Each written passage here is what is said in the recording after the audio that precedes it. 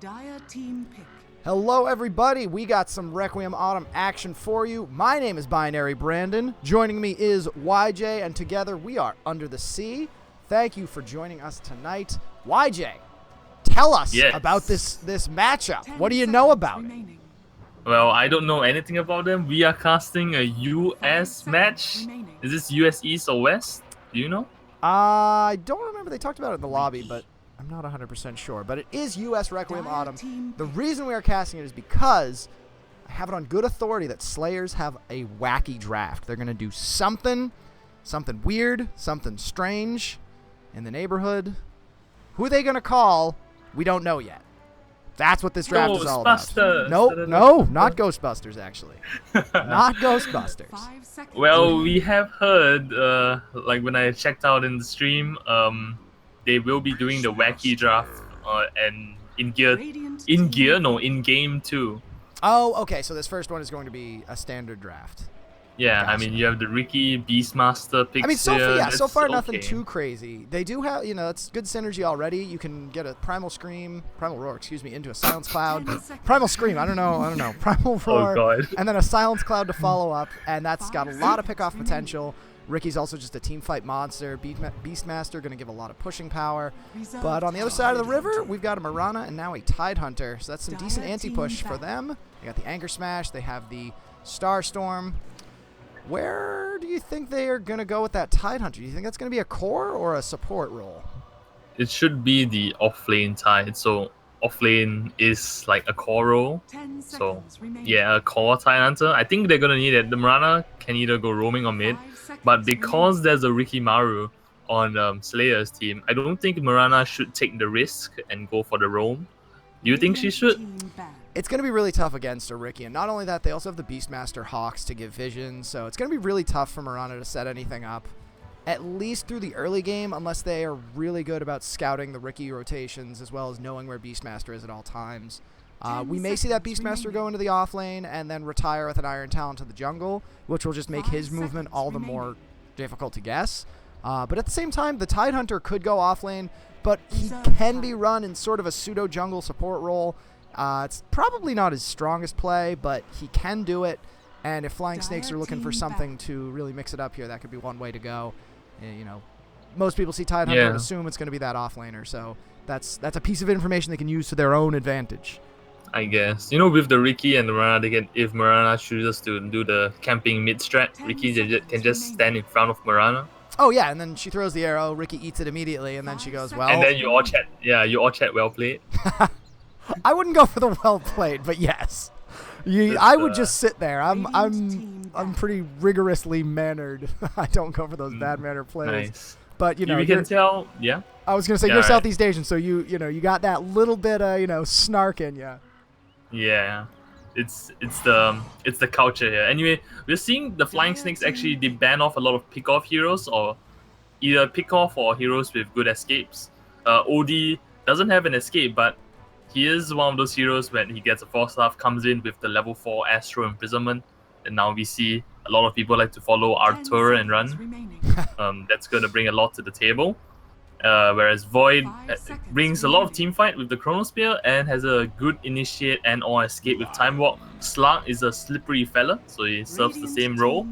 Morphling as well. He's a very watery guy, very hard to hold on to.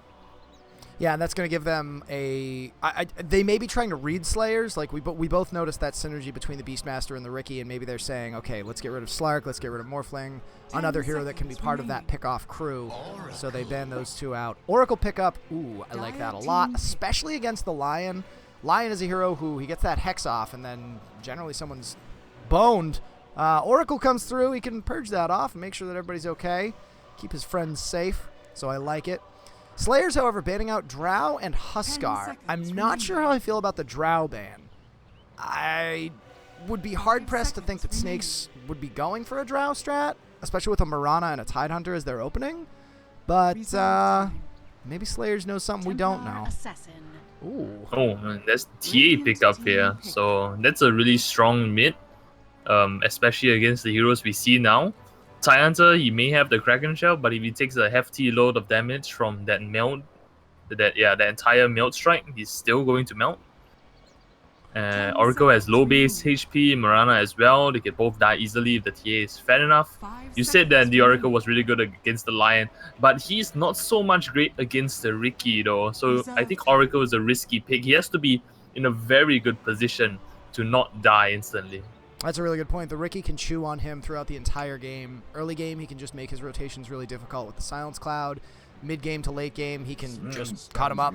That's what Ricky does. Oracle is a very, very low strength gain. So it's going to be... he needs to play this very carefully and not wind up becoming food for the Ricky, as well as Lion, even if he gets a Blink Dagger. The Hex, the Earth Spike, and the Finger combo. If there's, even one person nearby, 1 or 2 right clicks, that Oracle is dead. But now a Sven pickup for Flying Snakes. A little bit more tank, so they seem to have 2 really tanky guys, 1 squishy guy, and 1 guy in the middle. So we'll see if that Sven is going to have the godly strength and the war cry.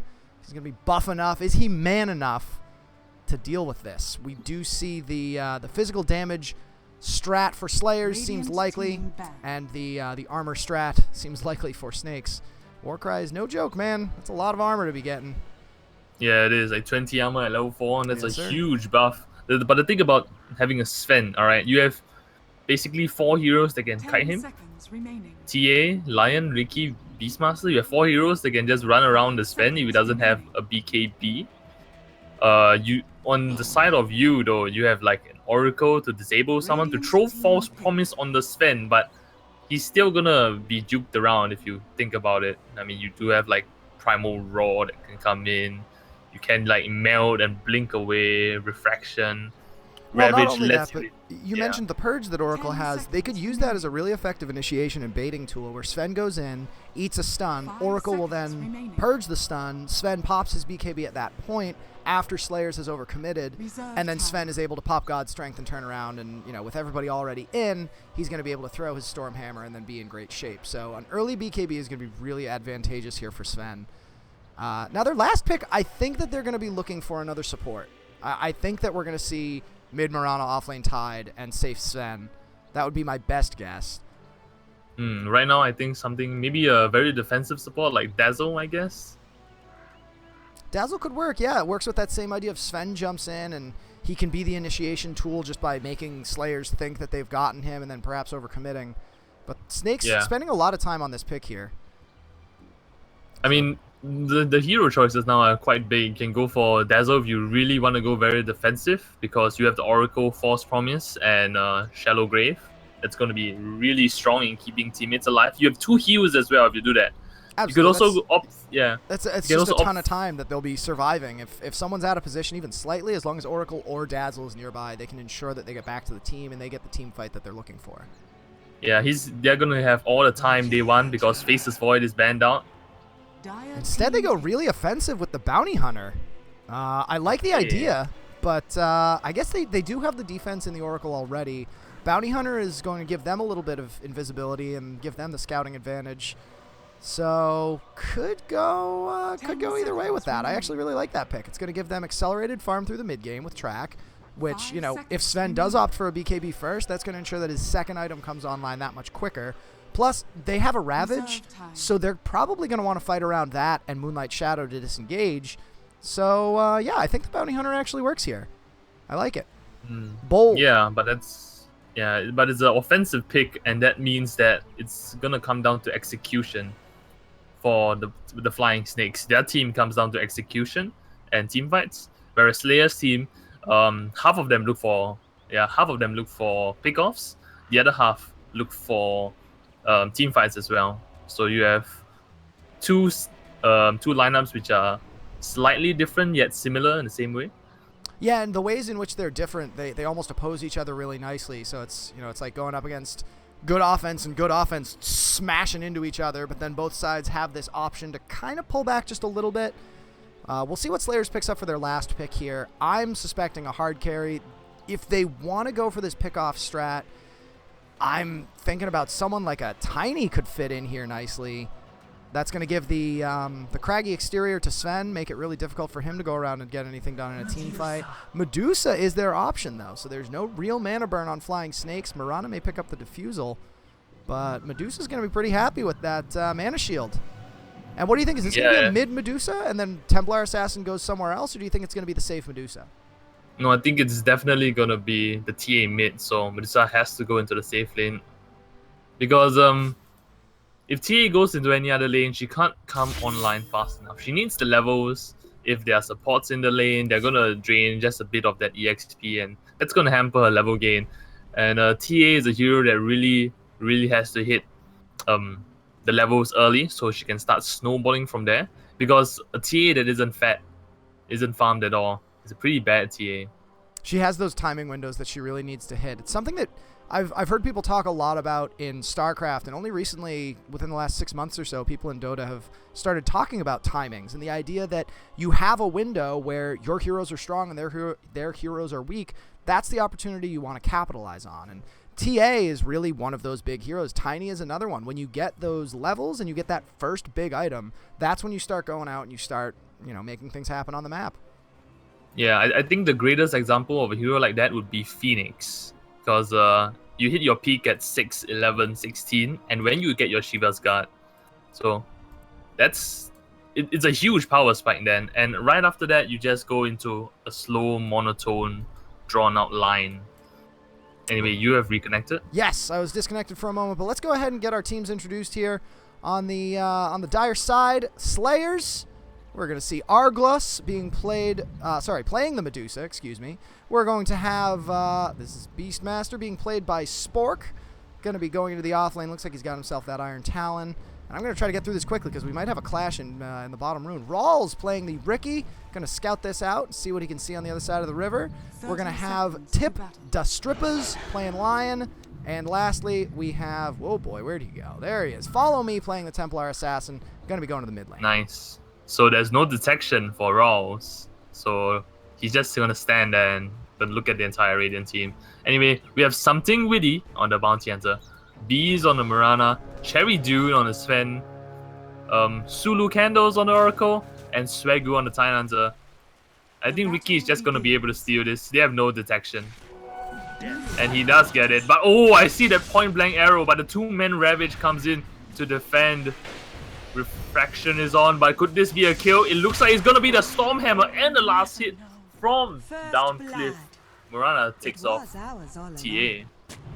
And that's a really great kill to get early on. We were talking about how Templar Assassin needs to get that early advantage and those early levels, and that timing is super important.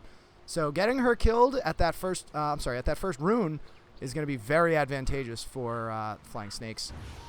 Yeah, absolutely. But I think she can still come back into the lane pretty easily, given that there's a TA and that there's a Ricky here.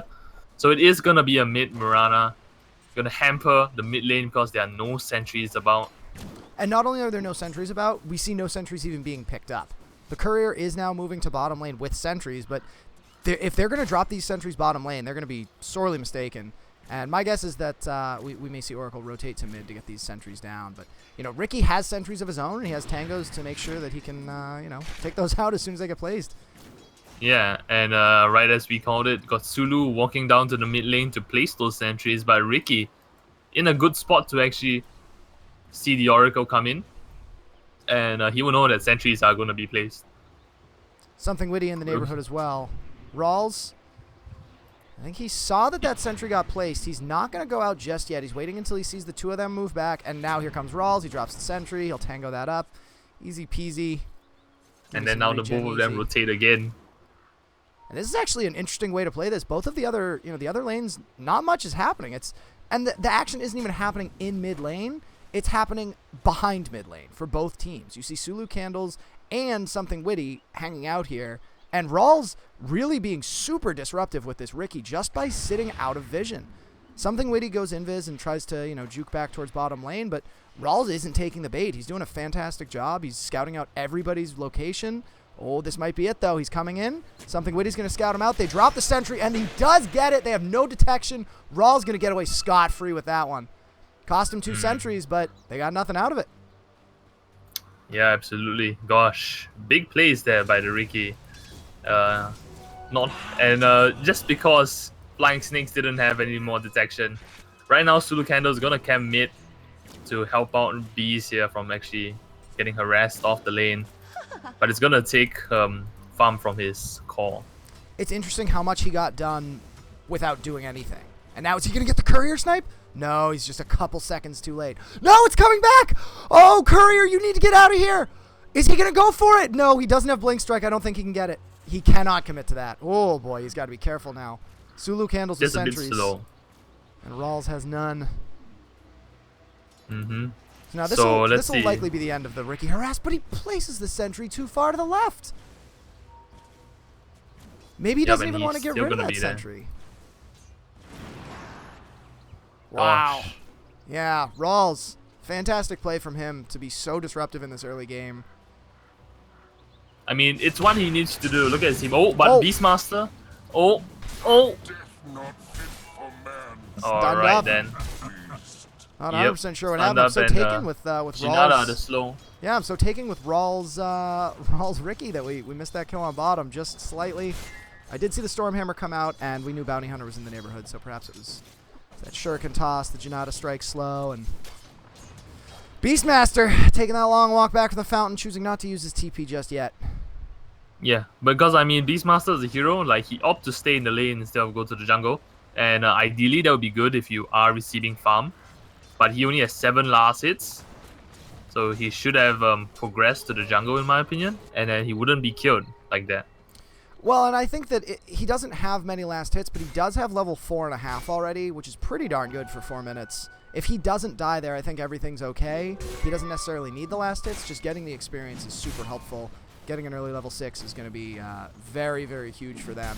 Like we talked about, that pick-off potential is so high. Yeah, I guess so. But still, I mean, it would be safer. I mean, it comes down to playstyle. If you want to be safe, you would go into the jungle. If you want to, you know, try and stay in lane and get as much as you can out of it, you would just do that. We haven't talked much about this Tidehunter. Swagoo doing pretty okay for himself. He's just about closing in on level 5. He's got his boots. He's got a couple branches. He's got a clarity. Just getting that experience. Yeah, and getting the first last hit of the day. You know, it's tough for a Tidehunter. And getting one last hit it's a good thing. It's a big thing. Oh, he could die here. Look at Rawls. There's actually 3 people top. And now Swaggo's in a bad position. There goes the Impale straight off the bat. And the mana drain as well. Rawls is going to be chasing him down with that Orb of Venom. But will it be enough? No Mystic Snake 3-second cooldown. So almost a kill, not yet. Maybe if he had Blink Strike. Yeah, the Blink Strike could have come in huge there. Would have given him just that little extra bit of damage to put him over the top and get that kill. Tidehunter, always easy to underestimate him, but that Kraken Shell, you saw it purge that stun very quickly, and Swagger was able to just walk away scot-free. Of course, he's got to make the walk back to the fountain and heal up, but I don't think he minds that. He got he dodged the gank. He scouted out 3 enemy heroes, so now he's fine. No, he's TPing before he's fully healed. So he's half HP. Bold move. Yeah, he's gonna found the stacked jungle now. Really nice there. Ricky not really gonna look for him. You know what he should be doing is sapping EXP from this. He should know that if Tidehunter, because he's not been last hitting in lane, he should have a creep can. And look, the arrow is being drawn right then. Wants the Ricky to rotate, and he will. I'm surprised Follow Me didn't go in there. They were pinging it out, and he was circling that rune. He had a haste active already. Don't see any smokes out for Team Flying Snakes. But yeah, like you said, just sapping that experience. He's done a really good job. I thought what Swaggo was going to do is TP out here in order to stack his camp again. Yeah, as you say that, engage in the mid. Well, Follow Me managed to dodge the arrow. Well, because it was point blank and he had haste. But if he tanked that arrow, he would have been dead. Rawls coming in just with the 13% slow from level 1 Cloud. And sometimes that's enough. I don't know if that was the difference maker there, but one way or another, Follow Me got out. Oh no, Anuka-san died. Who died? Pretty sad. The Hawk. The Hawk is called Anuka-san. Oh. I thought you meant like that was a player name, like you know somebody personally I don't know about. I don't know, man. Spork has his 2 boars up, and he's got a roar ready. So we may see, yep, Rawls is in the neighborhood. But Cherry there as well. Yeah, I mean earlier Cherry already saw that Rawls was in because of this sentry that was placed.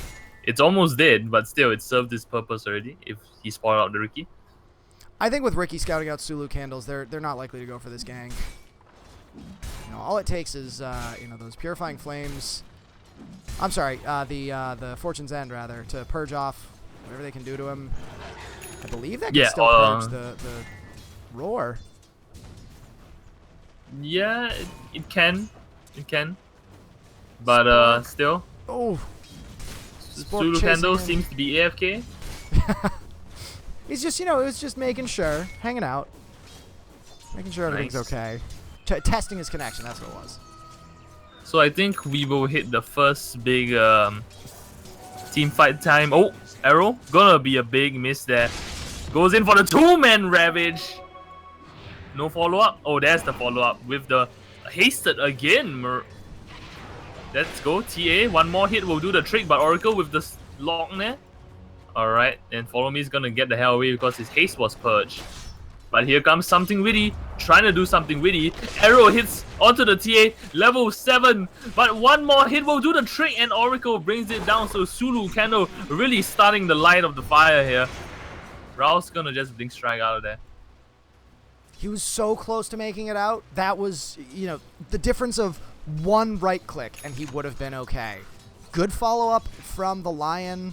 Pardon me for forgetting the name. Tip the Strippers. Good follow-up from him. That was a great Earth Spike to make sure that everything was okay. Rolls! Whoa! Whoa! Scouted that one out. Dodged the arrow, and he's going to be okay. And now we do see it's 3-0 in favor of the Flying Snakes, but we still have yet to see SlayerS really get what they're looking for here. They haven't gotten that great initiation, and they haven't had the chance to use a Primal Roar yet. A lot of stuff on cooldown. But important X factor to mention, YJ, what do you see on our green scaly friend up here in top lane? Oh, going for the Midas. Very greedy pickup. Wants to play the long game. That's why you go for the Midas. Sometimes they're just going to harass her back. That's what you do. But the thing I want to raise up, you've been saying, oh, they haven't been getting this, they haven't been getting this. Well, the first huge spike for everyone comes in around, now it's 9 minutes. So we go for the 15 to 20 minute mark when we see the Lion actually hit level 6. When we see the Ricky actually get tricks of the trade, they can start going balls deep. Follow Me, dancing with something witty, but Follow Me is going to pick up an Invis rune and be totally fine. He's afraid of nothing now. Something Witty's going to eat a couple of right clicks for his trouble. And we see the Hex on the Tidehunter. Swagger's going to be okay. He's not too scared. Follow Me also going to be fine.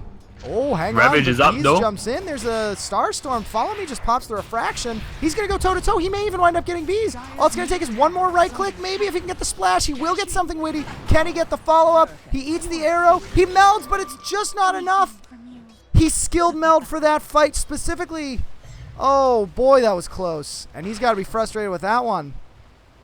That arrow just enough to pick him off. Very nice 1-for-1. It's a good trade because you get a call for support. In the top lane, there was a bit of confrontation, but no Ravage was committed. But right now, with the Mirana rotating top, with the Moonlight Shadow as well, they could be looking to do something huge. Rawls, however, scouting up this rotation. And going to place a very nice ward there to give them vision. I do believe that Rawls saw... I mean, at this point, he's seen all three of them, but I think he only saw Swagoo when he walked up because Bees and Zulu Candles were a little far behind. But then he dropped that Obs ward. He managed to catch sight. Spork getting out with 11 HP. Whoa! Spork! The ball micro. That was huge. Yeah, the slow on that Bounty Hunter, keeping him away. He has plenty of mana. He could have thrown the Shuriken. Zulu Candles wrapping around the top lane. There's another ward here. Very aggressive ward. We're going to force Arglus back. TA taking the Ancients, so Follow Me, really following in the steps of the pro players. Farming Ancients, only 11 minutes in. Something witty won't be scouting that out. Yeah, that shouldn't get scouted. He should be safe to do that. He missed the sack there, but that's still going to be a good amount of gold for him. And now he is walking out under ward vision. Something witty is in the neighborhood. Dire's top tower is under attack. Do they know? We don't see any ping, so I saw don't think one ping on him knows. before. I thought that the Bounty Hunter scouted it, but either way, this stack is mostly done. Oh, I'm sorry, there were 3 stacks. I thought it was just 2. He's got the 3, so he's gonna be happy with that. As we switch over to our Right. net worth chart here, we do see, unsurprisingly, the safe lane farming Medusa with a Midas. Top of the net worth charts. YJ, this is so unexpected. How is it unexpected? That's sarcasm, my friend. Dire's top Oh, tower has okay, fallen. nice. I thought you the knew thing me that's better than that. Nah, the thing that's unexpected is that Cherry Dude, the safe lane Sven, is almost the same net worth as the Midas Medusa. All right. Yeah, not for nothing, he did get a kill. 1 kill, 2 kills? Yeah, he got 1 kill and an assist into the Beastmaster. Or maybe the assist was on the first blood, but either way, he's got a kill and an assist, so he's got a good pocket of gold for himself. Looks like he is going to go for the Dominator and then the Echo Saber. So if he's going to go for the BKB, it's not going to be super early. Yeah, and I think he should be able to run it that way, just because Slayers are not going for the early gang squad. I mean, when Lion hits level 3, with this lineup, you should be looking for early ganks because you have Ricky, Beastmaster, TAA. But because they aren't doing this, instead they're opting to wait till the 20 minute mark when the finger's online, when Medusa can comfortably stand in Stone Gaze and be able to dish out damage, you know? That's maybe it, though. So he We see doesn't... Spork running in. Cherry Dude, he's more or less alone. He's near the tower. They had Ricky in position. I think that was their opportunity. I don't know why they didn't go for that. And now Ricky's just going to leave. Yeah, maybe because they didn't have sight on the Oracle and Bounty Hunter until now. So. Yeah. Spork guarding the rune. I'm sorry. You see Rawls guarding the rune. Yep, he's gonna pick it up instead. Illusion Rune. Is he gonna do something with it? Walking as a 3-man Ricky. I don't know if there's much that he can do with this. I think the opportunity was in bottom lane, and they didn't go for that. And like you said, they didn't have vision on the Bounty. They didn't have vision on the Oracle. But Oracle is now level 6, so he's got that ult. I think that if you spend a Roar and you get an Oracle, you know, if Oracle throws the false promise and there's a Roar in exchange for that, I think that's okay if you're Slayers, because that's what you want to do. You want to keep that pressure on and make space for Medusa to farm. And now Medusa is probably dead. We have a 3-man Smoke and the Bounty on the track on her tail. Will this be the huge commitment? Will we see the diving deep for the Ravage? No? Yes? Looks like it's not going to be that. I think something Witty misplayed that. I think he tracked way too early. As soon as that track came out, and, you know, Arglus doing a great job until this. He eats the arrow. There's going to be the... Oh, my gosh, the Oracle Stow. On top of it, there's the Medusa ult. They're all going to try to get out with the Ravage on top. And now Medusa is going to get the Stone Gaze. But why is he fighting? Does he really want to fight? I don't think he can. Sentry going to be placed down. But it's only for the Moonlight Shadow. The Roar coming in. They're actually turning this around. This is huge because of the rotations. And now Oracle is about dead. Oh, the huge melt damage coming in. 200 hit. And Mirana gonna get out safely. Yes, gonna get out safely. Unless the Blink Strike. Blink Strike, is it in range? Almost in range. Here we go. It's in range already. She's not gonna have a leap. Nobody's... She'll have the leap, but I don't he's actually going. Dire's bottom tower has fallen. Yeah, just not enough damage there. The point booster giving that extra bit of tank. Dire's bottom So all in all, winds up being a 2-for-0, I believe. 2-for-0 exchange in 2-for-0 favor of Slayers. Getting themselves a couple of good, clean kills there. It was a bit scary at first. Now Deso done on Templar Assassin. We have the Necro 1 done on Spork. It's gonna be next fight's just gonna be all that harder for Flying Snakes. We saw the Ravage committed there. Now that's on another 80-second cooldown. Yeah, and that means that Slayers can start pushing out the lane because Primal Roar is almost up in 18. It's a low cooldown spell, similar with Stone Gaze. Well, compared to things like Ravage. All right, you have 150 cooldown on Ravage. Stone Gaze is on 90. All right, so that's 1 minute more.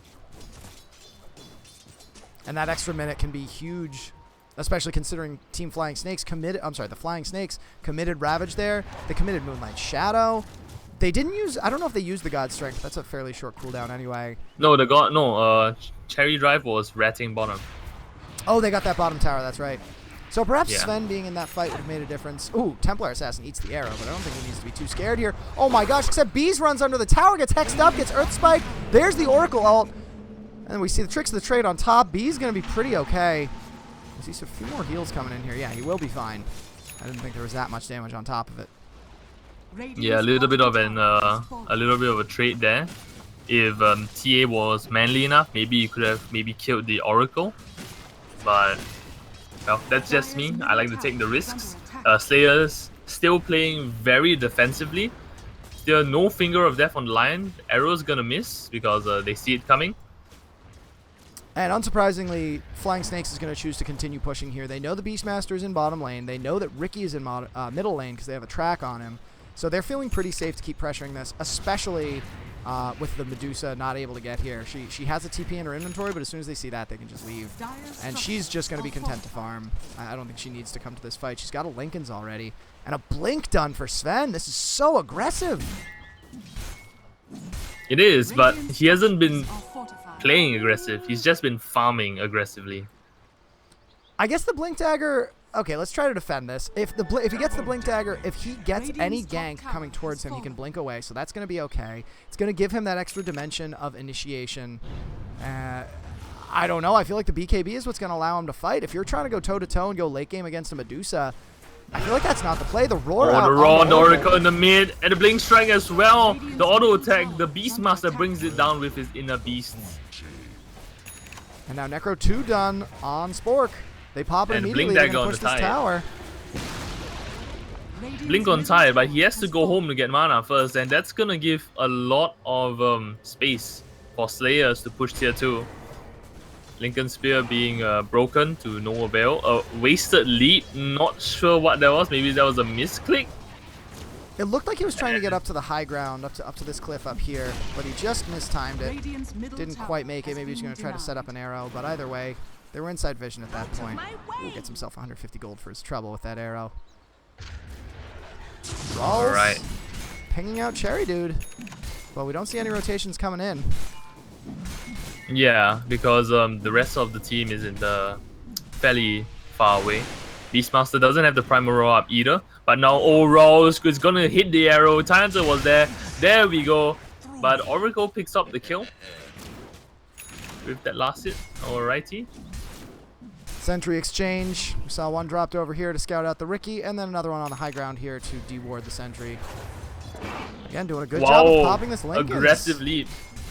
Bees has to be careful. He's playing really aggressively, and especially considering, Medusa right now can't do much about this. She could pop her ult, but I don't think they want to commit that. She goes for the deny, doesn't quite get it. And, that Lincoln's just making it so easy for her to just calmly walk up. She'll take one spell, and then she'll pull back. And she's got enough regen that she's feeling very safe here, and that's really scary. Because now it looks like Medusa is playing more like a Sven. She has a Lincoln's, and she has Phase Boots, she has Basilius, and she has the Midas, and now she's just staying on the map, looking at the enemy heroes, and trying to get involved. Meanwhile, we see Sven, he's got his Blink Dagger, he's got his Home of the Dominator, now finally going back for the BKB. He hasn't been involved. Yeah, he's playing the farm game. That's what he wants to do. He wants to get big enough before he starts the man fights. So 20-minute mark. Lion is finally level 6. He's gonna place the ward, gonna find the bounty, he's gonna just standing there. Doesn't do anything about it. He has 4 obs wards. Hasn't placed a single one. There's one. Okay, but a little bit too slow. That was placed it earlier, bounty hunter probably would have died. But Raoul's, however, is gonna be spotted out soon. Well, he was spotted out for a fraction of a second, right at the edge there. But TA picks up the Aegis solo, killing Roshan. Whereas the tier 2 top being pushed in, Beastmaster, yes, thank you, with the Necronomicon tree. And I think that's why they're happy keeping this fight, just sort of, dancing around each other, not committing on either side because they knew that they had TA taking that Aegis, and that's going to be a great help for them in this next fight. Again, we talked about Sven not playing like a Sven. He's got a Blink Dagger and doesn't have the BKB. So Rose, though, coming in. Gonna be attacked down. The shurikens are so much damage, but tricks of the trade. There could be a setup here. Ravage is up. Does he want to commit? He could have committed right there, but he wasted a bit too much time. He's gonna be stun locked. And the finger of death onto something with it that's not gonna hit anything at all. But now Swangu without any mana because of the Necronomicon tree. Bounty Hunter gets off the double shurikens, bouncing business with that track onto the Ricky Martini. But now follow me, chasing down the Sven. But he's gonna run too fast with the war cry. He's gonna scream to the heavens and run back home to his mom. Will there be an arrow? It won't save the Oracle in time. Looks like he didn't predict that run, right? Yeah, supposedly he can see the future, but did not expect that blink. Really smart play from, I keep forgetting his name, from Follow Me. I keep wanting to say, come with me, and then I'm like, I know that's not right. Follow me. Come with me. Follow Me, doing a great job blocking in that small, narrow path right here. It's just such a small area to get through, and he knew where to be and when to take that fight for his team. So great play. Like you said, that Necronomicon from Beastmaster draining all the mana of Swagoo. He did not get the Ravage off in that fight. They didn't use the Mirana ult either. So I think that we're going to see Flying Snakes is going to want to keep their foot on the gas pedal, stay aggressive, and try to get out on the map and make something happen. They didn't even claim the Aegis. Maybe not now that I think about it. Yep. Oh, man, they're in a tough position here because on the one hand, you have your big team fight ultis that you want to use. The only one that's down is the Oracle, and that's going to be up in another 20 seconds. And, you know, you have a Ravage. You have a Mirana ulti. Oh, no. Swaggo's going to run face-to-face with Follow Me and Rouse this time. So it's going to be a single kill if no backup comes in. Oracle in the fray here with the double Kraken Shell proc. And the Ravage being used. Oh, no. What a miscommunication, in my opinion. But here we go. It's gonna be blinked out. There's no more stun. Something with it. Do you want to do something? You come down with the drag and the auto attack, but you're gonna melt straight away. There we go. The Mystic Snake gonna bring it home. Snake's on the plane. Oh, I didn't think that joke through. Even getting the last hit on the Medusa, she is getting everything she needs. And just look at her farm. She's got a Maelstrom now. She doesn't feel the need to go tanky because this Sven is not able to go toe-to-toe with her. He's not close to the BKB. He needs another 1,000 gold, and how's he going to get it? All of these tier 1 towers are down, and already a tier 2 down in mid. He's got nowhere to farm safely. And if, you know, Tip to Strippers is able to get these wards up and keep things... But Moonlight Shadow? Scary. But scary It for is whom? pretty scary, but no Ravage? Do you really want to do this? It seems to be a big loop-de-loop, and Mirana comes in with the double Starstorm. That's huge amounts of damage. The stun onto 2, but the Primer on the spin. The Necronomicon eating him away. The Stone Gaze is there. This is what happens when you don't have Ravage. Rikimaru applying the Overvenom onto everyone with the tricks of the trade. And that Oracle ulti not saving anyone. Bounty Hunter can't even get the last hit or the Shuriken toss onto the Ricky Martini. And Oracle, okay, somehow gets the Ricky kill. Radiant's bottom tower. Follow Me with a very quick reaction to that arrow. He was staying to try to get that last hit on the tower. And now is he going to go in here? He has the ability. Because he has got a Melt Aegis. Strike. Aegis? Oh, he missed there, but doesn't even matter. Refraction is up. Arrow gonna pass in between Medusa and TA. That's a panic. Miss! Chance uphill, 12%. Oh, 12% Mirana survives. Super close call for her, and now she goes back in. She wants Follow Me. She's going to get the Aegis.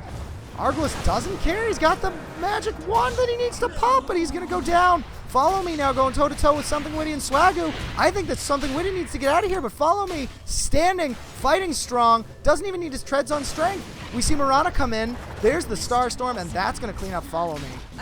Ooh, he was bold, and he stayed for a while, but he could not withstand all that pressure. Huge amount of gold into the pocket of Something Witty. But still, the net worth charts, Medusa is still top of the net worth. Does have the Lightning God Hammer. Does have the Midas as well. And 1.5k gold sitting on.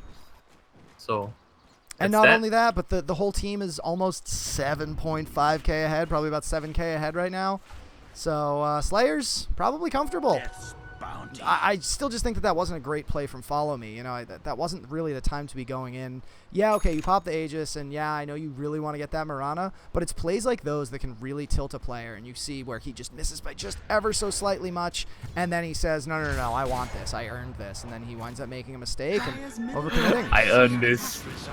No, really, I mean, when you lose a kill to an uphill mischance, that's you feel like you got robbed, because you're sitting there saying to yourself, okay, what's that, like a 50% chance? That means that if that happens 2 more times, you know, probability dictates that I get it at least one of them. Yeah, I guess so. Right now, Follow Me. Gonna have the auto attack onto Beast, but okay, that's the end. No commitments. We have a sentry down.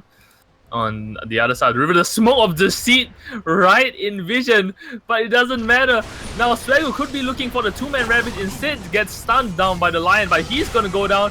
You see the Stone Gaze being popped and the Ravage gonna hit only the Rikimaru. Here comes Spock with the Primal Roar onto the Bounty Hunter. Follow me. Goes in against Cherry Dude. Lots of action on all sides of the map. Bam! People are dying. You see the Beastmaster getting locked down here, but he's not gonna die just yet. But the Blink by the Hunter is gonna kill him. There we go. And then Sven's running away because the Medusa almost killed him. But she's not at a level where she can go 5 versus 1. Or is she? Because something witty could be looking for toss? No? Yes? Unfortunately, just didn't get the snake bounce there. Yeah. Arglist is going to get away. They did wind up losing everybody but Follow Me and the Medusa. Oof. A couple of really big fights for Flying Snakes. They have that combo. They have the Ravage and they have the Mirana ult. That BKB on Sven, really, really important. You saw the power of it there. Yes, the Stone Gaze will go through BKB, and yes, so does Primal Roar, but he's able to be so disruptive in the fight because he forces SlayerS to initiate on him. You know, they can't get an easy, quick pick-off, especially because there's an Oracle there that's going to back him up. Yeah, so we saw Follow Me and Medusa both going ham on the Sven, who still made it out alive with a sliver of HP. But now Follow Me going deep in for Sulu Candles. You see, no. He was trying to get the Fate's Edict off, but the turn rate. Close but no cigar. Follow Me, doing what he needs to do. We talked about the timing that the TA has. He got the Desolator fairly quickly. He has his Blink Dagger, but he hasn't found much since then. Like we said, those last couple of fights not going in the favor of SlayerS, and they got to be getting a little bit frustrated here. They have not cracked high ground yet. They have a lineup that can go late with the Medusa, so they just need Arglist to keep farming. He's got himself an Ultimate Orb. I think that's going to be the Sheep Stick. Scotty? On Medusa? Yeah, Sheep Stick's normal. I mean, yeah, you either go... Scotty would make sense. Normal on Medusa? Perhaps not before a Scotty. You know, I'm just saying in terms of the intelligence, it's a good stat item. Look, Brandon, no flame, Moonlight no Shadow flame. coming in. Tower goes down to the Necronomicon crease, but Cherry Dude running in deep. So with Swaggle, the Gush onto Spock and the Stormhammer into the arrow, chaining the stance almost perfectly. Last hit brings it home, and the track gold as well. I want to go back to this Sheep Stick discussion. Time out. Hear me out here. Sheep Stick. I think it's a good item on Medusa because what does Medusa need? She needs stats. Sheep Stick gives 35 intelligence. That's a ton of extra tank as well as the 10 strength. Plus, on their team, if they have that extra single target stun, that's going to be a great option for them to initiate. And Arglist wants to be on the front lines, and he wants to be the one soaking up all that damage. I don't think that Sheep Stick is a terrible option for him, but I think Scotty is also a very good idea. So there, I've defended my point. I can rest easy now. Okay, sure. I mean, Sheep Stick is a great item. Nothing wrong with the item, but you're playing a Medusa. Your job is not to press whatever hotkey you have for Sheep Stick on a guy, and your job is to stand there and man fight the entire enemy team at once. That's why you have something called Split Shot and Stone Gaze. So ideally, having the Eye of Sky gives you more balanced stats, HP as well. Alright, it doesn't give you as much EHP when you take into account Mana Shield, but still, it's going to be more than enough. And the slow on your target, your primary target, that's what you want. You put the slow onto the Sven. There was a smoke of the deceit. Primal Rod onto the Sven. But there we go, the counter Ravage. It's going to be a 5-man Ravage. We see the God Strength being popped. The BKB not even being used yet. Lion going for the finger, but it's not going to kill the Sven. And now the Stone Gaze only going to catch 2. Will Tidehunter die? No, it's going to be a 2 for Nail. And he burned the finger and Stone Gaze. Gosh, you know what? If only they had a Sheep Stick there, and as soon as he jumped in, he could have hexed him. No Ravage, bing, bang, boom. I'm just saying. To be fair, though, Arglist hasn't been getting lucky with his snake bounces. I think what he tried to do is initiate from the side here. He walked through the trees under that smoke and then tried to throw his snake this way, and it just bounced over here to a creep and then came back to him. So he didn't get the initiation that they were looking for. That arrow's going to almost hit Follow Me. Whew, okay. So I think if they had gotten that initiation, then perhaps there was no blink on the Tidehunter. They would have had a different option. But as it stands, huge Ravage from Swaggle, and that's, you know, a game changer. And now we were talking about SlayerS. just, what was it, 3 fights ago, maybe 10 minutes, they were threatening high ground, and it was looking really rough for Flying Snakes. Now, Flying Snakes able to just walk around, take out these last outer towers, and suddenly they're staring down the uphill stairs. Or I suppose they're staring up the uphill stairs. Yeah, so this is when I take into account... Oh, actually, Mirana hitting the arrow onto the Medusa. You see a one-man hit there. So there goes the Bounty Hunter, but still not enough because everybody and their mom is going to run home. And will there be a Blink Primal Raw? Blink in 5. They could go for the spin. Arrow gonna hit the Beastmaster. And now Follow Me is gonna chase basically nothing because everybody else has blinks. He blinked a little early, and unfortunately he didn't get the angle he wanted. He got fogged ever so slightly right here, I believe. No. They're trying to re-engage. They don't have Ravage up. Spock could go in. The Ron, the Oracle. But, oh, Mirana coming in with the big Sarsong, picking up 1 kill. No mana right now. But Cherry, dude, killing up those Necronomicon creeps before they could do some business. Ricky's gonna die here, most probably, if they follow up. Instead, the Medusa shows her face, and they got spooked. Too ugly for me, they say. Rawls does have the Diffusal Blade, so the smoke isn't going to be as good of an option. We saw them drop the sentry down there. He, dodged the Oracle initiation onto him. But, yeah, slowly and steadily, this net worth is moving back up towards... Yeah, it's in favor of Team Flying Snakes. They're almost up by 5K. It was just 6 minutes ago. Sorry, 10 minutes ago. 5K, that's huge. Yeah, and all of that 5K is on Cherry, dude. Look at him. Yeah, It's 5K. I wasn't a big fan of not going for the BKB early on, but I guess it worked out for him. He seems to know the matchup really well against the Medusa. I mean, you kept complaining the entire game why he didn't get a BKB. I was okay with it because he wasn't fighting. He's getting aggressive items to farm aggressively, and he wants to play the late game. So that's that. Oh, we see a Gem of True Siren Courier bought by something witty. I still just feel like Arglist, maybe his mistake was coming to these fights, and he needed to farm more defensively like a Medusa often does, just sit in the jungle, hit some creeps for a while. Gonna be another Aegis going on to Follow Me. Now they're gonna EOS on Medusa as well. Okay, so it's gonna be a Hurricane Pack TA? Yes, it's gonna be a Hurricane Pack TA. Just saw the 4 stuff being built. That's going to be pretty good, but you need vision, and the Bounty Hunter isn't on your team. So if you Hurricane Pack someone, let's make sure he's in vision. You only have Anuka-san to help you out with that. Isn't that right, Anuka-san? Ah!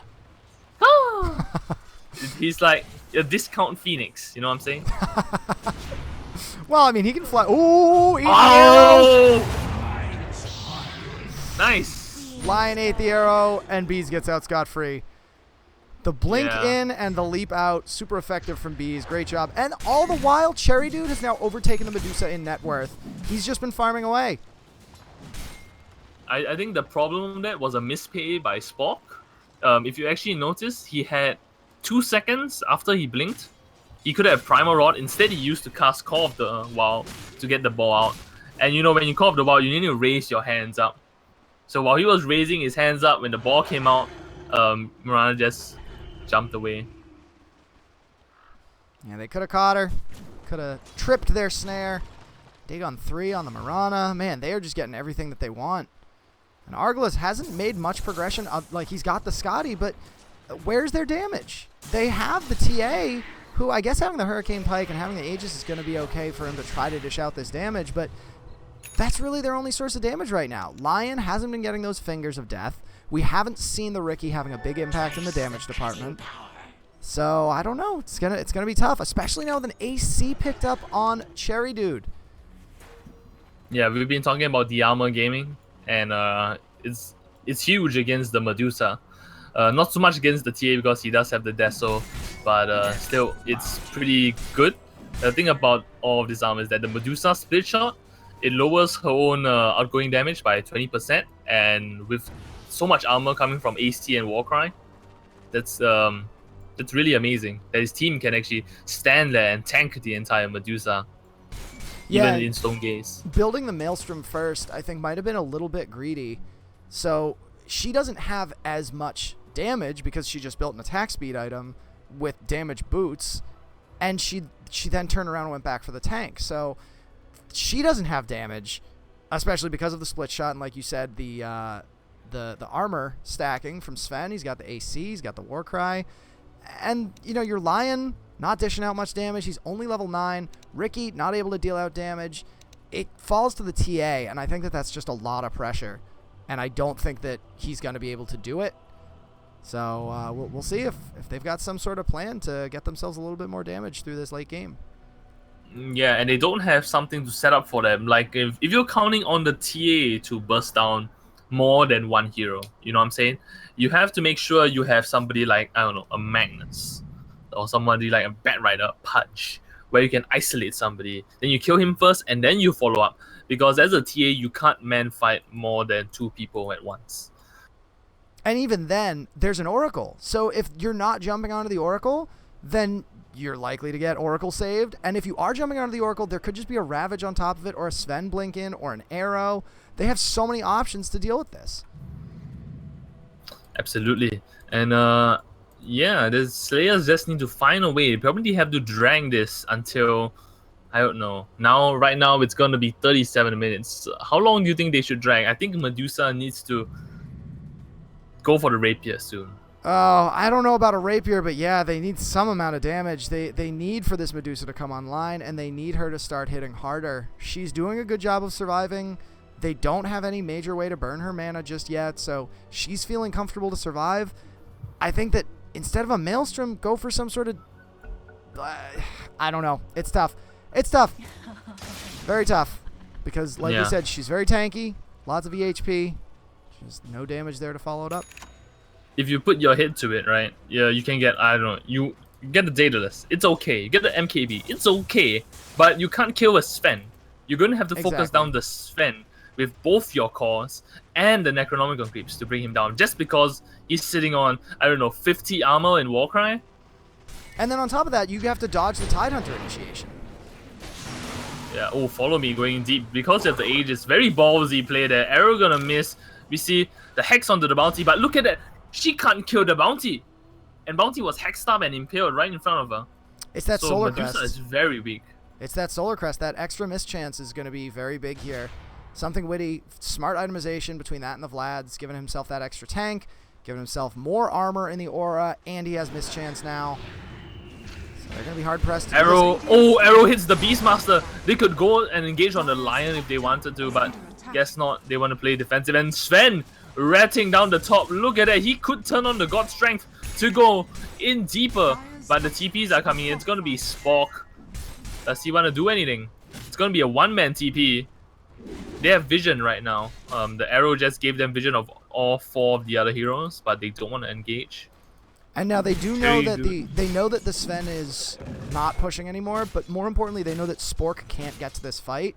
If Cherry Dude had his BOTs on cooldown, he would be able to go back and they could take a really big initiation into the fleeing side of SlayerS. Yeah, just because they have a Tidehunter. Yeah, the Tidehunter for the initiation, and, actually, I want to say that they don't even need Cherry Dude. They have tons of damage from the Mirana. There are no BKBs on the side of SlayerS.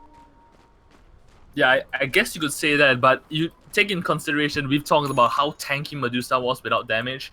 If she's the one that's soaking up all of the damage, I think TA could clean up, and with the Aegis, so they definitely need Cherry Dude in my opinion. I see your point. I don't think they need him, but I think that they're definitely going to be more comfortable with him. And it also falls down to, you're saying if the Medusa can soak up all the damage, but it's going to be a Starstorm. It's AoE damage. And then the Ravage is AoE damage. And you got the Bounty Hunter bouncing shurikens, AoE damage. You're going to see all the Purifying Flames and all of the Fate's Edict. I'm sorry, Fortune's End from the Oracle, dealing tons of damage. I don't know. They need a pipe. They need something to deal with this. But they don't have the farm for it. Beastmaster opt to get the BOTs over anything else. I mean, he's going to be faster. He does have the big Necronomicon tree, which is basically his core items.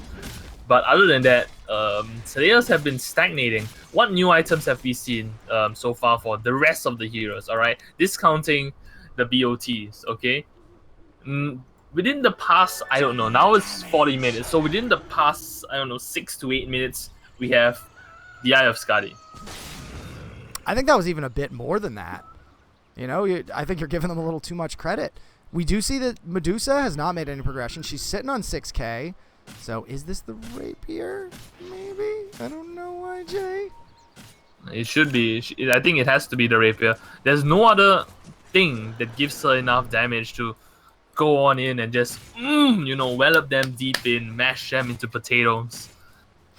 Not only that, but that forces them to focus the Medusa down, which they're not going to want to do. And that's sort of how Flying Snakes has been getting away with this, where they don't have to focus the target that SlayerS want. I'm sorry, where SlayerS needs to focus the target that is most tanky, and that is the Sven.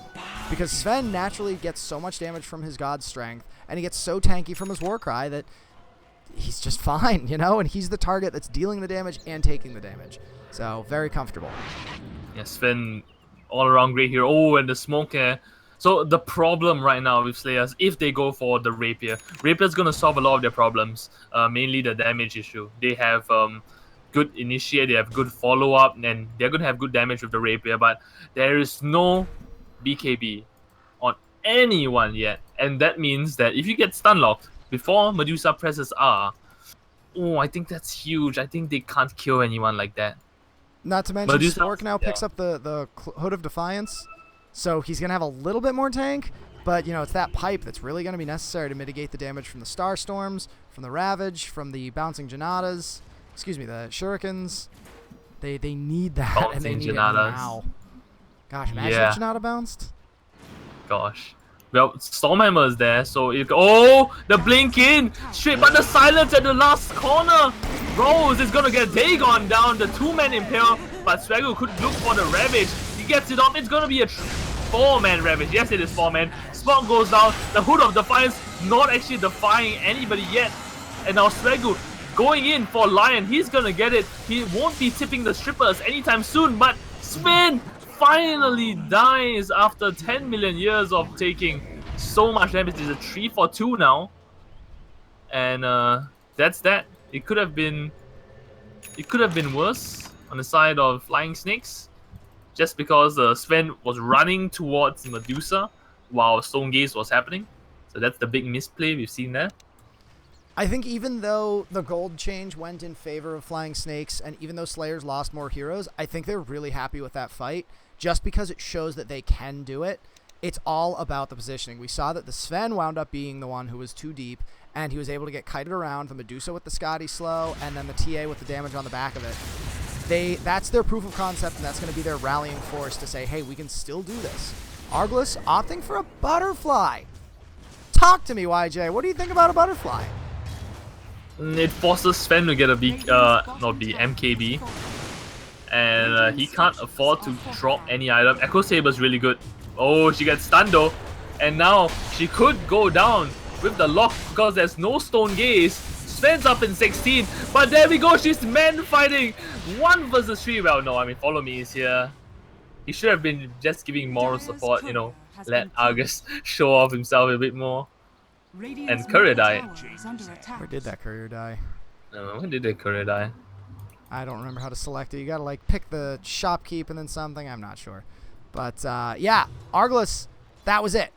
That's what he wants to do. He wants to stand there. He wants to be able to fight the entire enemy team. He ate almost a max duration arrow. He got, there's the, he's dropping the Lincolns. So, yeah. I don't know. Imagine if there's a bounty hunter there. Oh boy. I guess we do now see he get picked up. Lion's gonna bring it back to sell your base. Midas, man. Oh my god. Just sell your Midas, man. Don't do that. Yeah, I don't know. He then sells the TPs. What's he doing? He picks up the Lincolns. Okay, he has the completed butterfly. I wasn't sure about the butterfly, but then I saw that fight, and now I'm thinking, okay, butterfly might be the item. It's not as volatile as the rapier. He still has buyback gold, and you saw how much damage he was dishing out there. That was even without the mischance. So he's going to be super strong and able to fight into this, but Cherry Dude already with an MKB. Oh, smart play. Saving up money. Sells the Echo Saber. A bit... I don't know, man. Echo Saber's really good no matter, just no matter where you are in the game stage. Yeah. Late game, you get an extra hit. That means, I don't know, additional 400 damage maybe. That's huge, okay? That's huge. And it gives you a slow as well. So it's a 80% attack and movement slow, I think. But looking at the vision here, I don't think either team knows. Oh, there we go. That smoke is going to break. They're going to be under the tower. I'm sorry, under the obs ward. Roche will go down. Really, really clutch snipe for SlayerS. That's going to be big. Who took that cheese? Okay. Medusa with the cheese? No. Medusa with the cheese? He doesn't have a slot for that. Medusa with the Aegis on the cheese. Oh, boy. Oh! Later, Ricky. Yeah, there goes the E-Blade combo. They now have Vision on Templar Assassin, who doesn't have BKB. That's the big item. There was a two-man stun there. Oh, the Star Storm. Now Mirana gets stunned. What can she do? The Ravage to try and save Mirana. It is successful. Stone Gaze being popped. Cherry Dude running in the wrong direction. That's not what you want to do. He was so indecisive. It was as if he had a confused raindrop. But that Oracle save lets him go man mode. He instead opts to run all the way back and let his teammates die. And who will die for his sins? Swagoo. He dies. Follow me, not gonna deal with that mischance uphill anymore. But oh, the Dagon, so close. If only E-Blade was online. And now TA picking up the godlike spree. And yet another kill. He's unstoppable. And that's his damage. There is the Medusa's tankiness. Great fight for SlayerS. Absolutely great fight for SlayerS. That was what they've wanted this whole time. They managed, the Ravage gets spent. I really think that pipe was the difference maker there, because Beastmaster got it off right as the Ravage was coming through, and he hit, I want to say he hit 4 in the heroes bot lane. Yeah, he hit 4 heroes with it. The only one that escaped, I think, was the Beastmaster, because he was in the far end. TA is gonna go down eventually. Yes, there we go, the bouncing trigger, but Aegis? Wait, no, what? He died earlier? No, she still has the Aegis. It was the Aegis on Medusa and it was the cheese on TA. He popped that right after the Dagon went into him. Yep. I thought, that was strange. How come he's so low HP? Now it's gonna be Medusa 1 versus 4. He's gonna stand there, he's not gonna care. And this is what he wants to do. I mean, he doesn't deal that much damage, honestly, if you think about it. He doesn't deal a lot of damage, but the thing is that his sustain, when he's there, sitting there, and just auto-attacking, instead of going for the damage build-up, which I wanted to see, he goes for the sustainability kind of item, which is the butterfly, and lets the TA do the big burst damage. And I think that's okay. Like we talked about, he needs to be able to stand in the front of the fight and just soak up damage and deal damage, which he's now doing fantastically. Even though Sven has the MKB, and we are seeing a rat top, does he tip the strippers in the neighborhood? Arglist pops the ult and just starts laying into him. Cherry Dude's not going to get out of this one. He's going to have to pop the BKB and run. But he turns around and eats the Stone Gaze at the last second. Arglist just going to clean him up. That's 90 seconds with no Sven. They could easily force the buyback out of him. He has the gold for it, and it's on cooldown. Sorry, off cooldown, but still that's gold that he wants to spend towards items. 5k gold on the Medusa, and as you said, it's gold that he wants to get for items. He's not 6 slotted yet. You could go for the Big Daddy Satanic here, upgrade for the Helm of the Dome. You could go for that Moonshot as well. Couldn't even upgrade your BOTs, but he's just gonna sit there and just not get gold, not do anything. A smoke up. This is a only support smoke. They wanna just run down the mid lane faster. I think this is smart. They need to force this buyback out, even if it's just 10 seconds. That's extra damage they're getting onto a barracks. They've already taken out the bot racks, and if Arglist can do this again, how long does he have on the Aegis? He's probably got another minute or so. Yeah, he does. 30 seconds, a minute. And now they're going high ground here. 30 seconds on the Sven respawn as well. Spork jumps in. He gets the roar onto Oracle. There's a huge Ravage. Hits 5. And now it's going to be the cleanup coming through from Cherry Dude. He's forced to buy back. But there's the Mirana ult. And the SlayerS is not able to go in. They just start throwing into the tower. Sven jumps in. He tries to go okay. Aegis. Stone Gaze is up. Aegis is still there. He's just man fighting. You need to take in consideration that Hourglass is the only one there because everybody else is dealing with something else, and they want to wait till he comes back up to engage, but he gets stun locked, and oh, the Stormhammer on the 2 other guys standing there. Rox gonna have to run home. Hourglass maybe the tankiest monster, he may be an MMO raid boss, but the players seem to be bringing him down low. Top barracks maybe gonna go down. Oh, catapult! Catapult! Yes, it will go Yes! down. Oh. Has fallen. Only just. That came down to Swagoo. That was all Swagoo all day, man. That Ravage, so huge. They got the initiation that they thought they wanted, but then Swagoo all of a sudden shows up right in the middle, and he gets a Ravage here, hitting, I want to say that was 5 heroes. That he hit all 5 of them with that Ravage, and that was why they were able to turn that fight. Again, BKBs, guys, they're super important. The pipe is great, but BKBs. Templar Assassin opts to get the Yasha instead of the BKB. Not only And an with assault Sanjay and chest. Yasha. Yeah, she got that earlier. I didn't even catch that. Why? If you're going toe-to-toe with it, like, Sven right-clicks if he's got his God Strength on for, what, 400 damage? Do you really think that the extra 15 armor is going to make a huge difference there? I don't know if I agree with this. I mean, it gives you some percentage, but most of the damage that hit onto TA was from Cleave. It's from Okay, and, Cleave, it's Cleave- from the Starstorm, it's from the Dagon. No, I mean like earlier when the TA was like he was right here, yeah. The Sven was just hitting Medusa, and TA was standing here, so the Cleave Oh, just gotcha. pushed her back, and she had to go. Gotcha, understood. Yeah, Yeah, I so don't know that if that's the AC item. not turning out good. Yeah, AC not turning out good, but I guess in theory it's good because you can kill the rest of the team. It gives minus armor. You have a Medusa. In theory, it's pretty good, but we just saw in practicality it was pretty bad. Just not working out the way that they needed it to. Rawls, he's got the S&Y now, so a little bit of extra damage for them.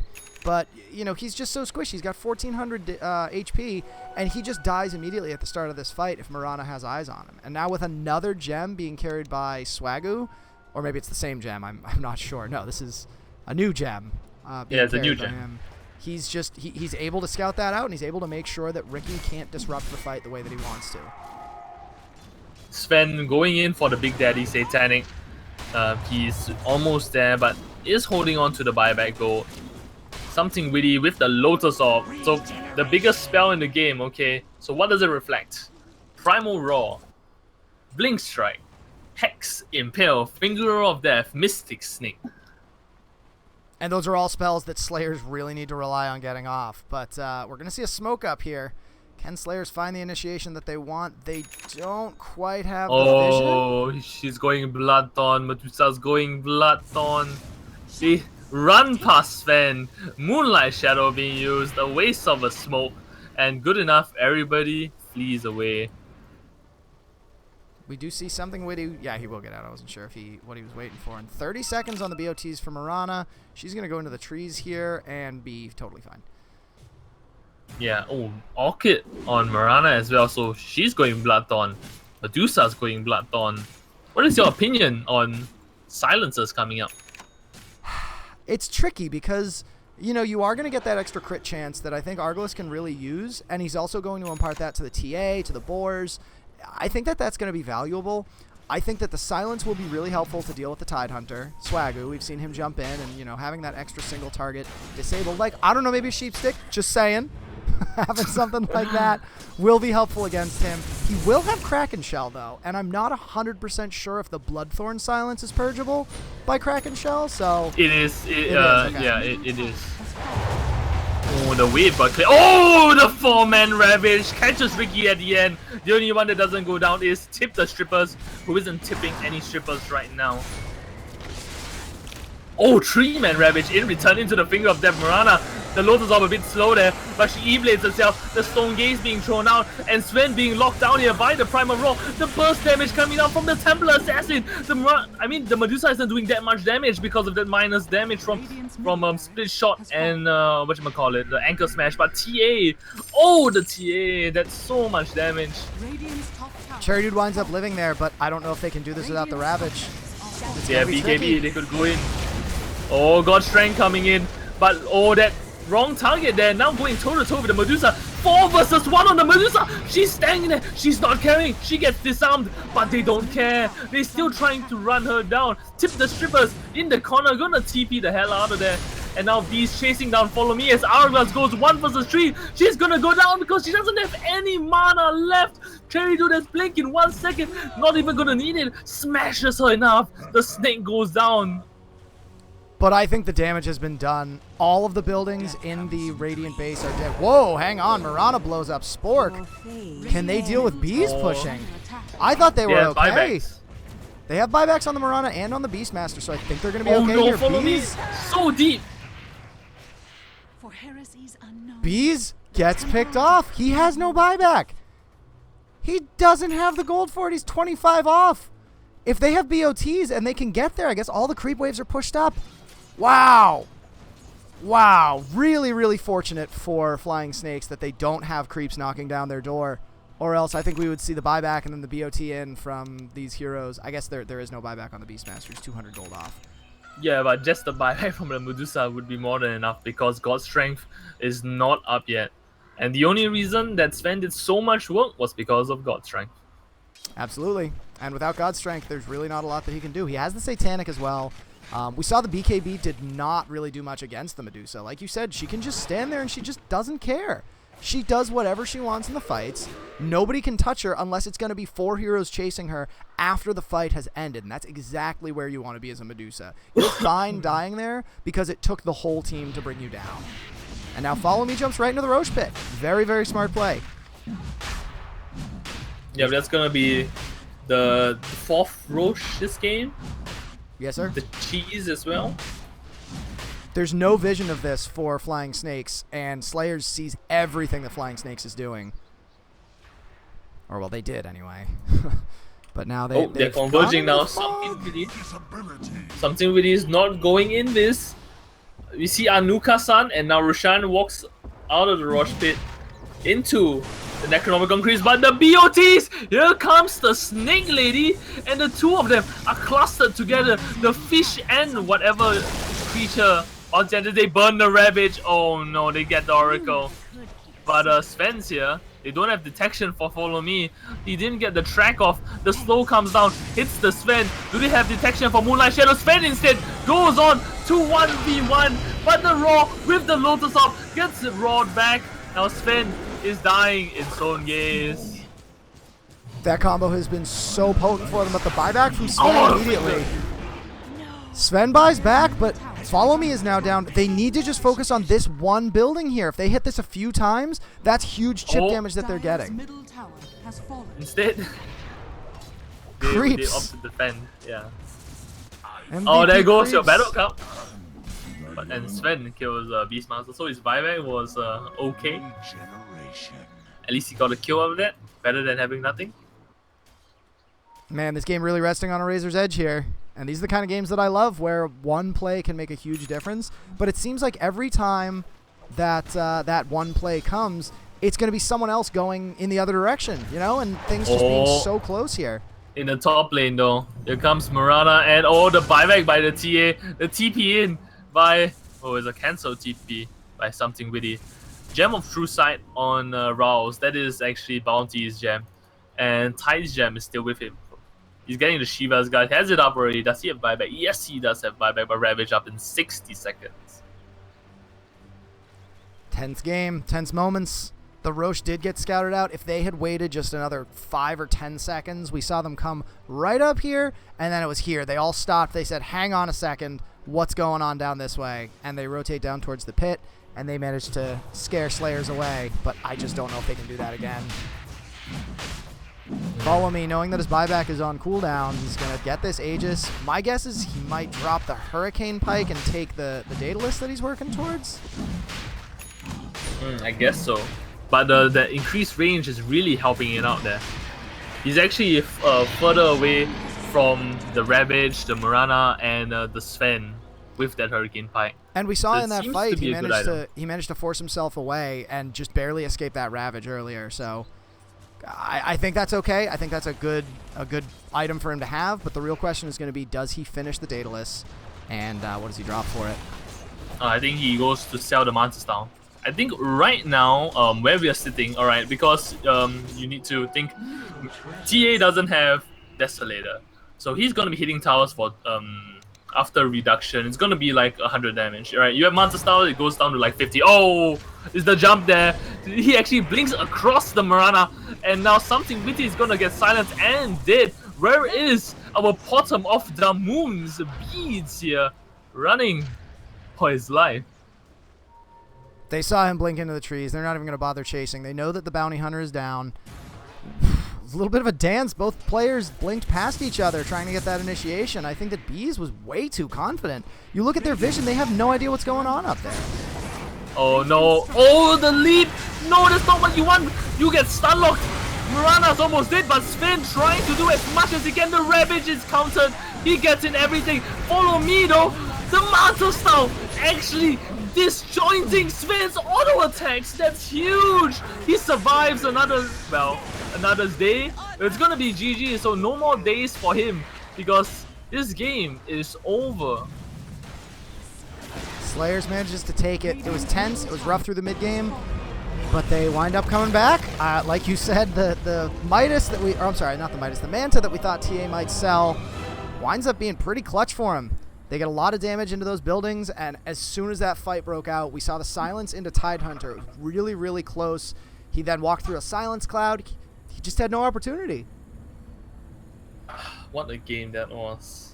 What a game. So SlayerS take the win, and this next game is gonna be the Clown Fest. Am I right? I don't know if clown is the right word. All I know is that it's going to be exciting. So guys, stick around. Check out the next VOD if you're watching this on YouTube, and we will see you guys in Game 2.